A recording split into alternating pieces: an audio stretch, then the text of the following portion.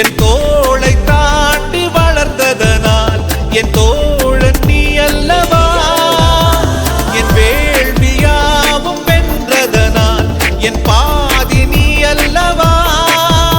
சந்தோஷத்தேரில் தாவி ஏறி மனமின்று மிதந்திட என் வானத்தில் ஒரு நட்சத்திரம் புதிதாக பூ பூத்து சிரிக்கின்றதே.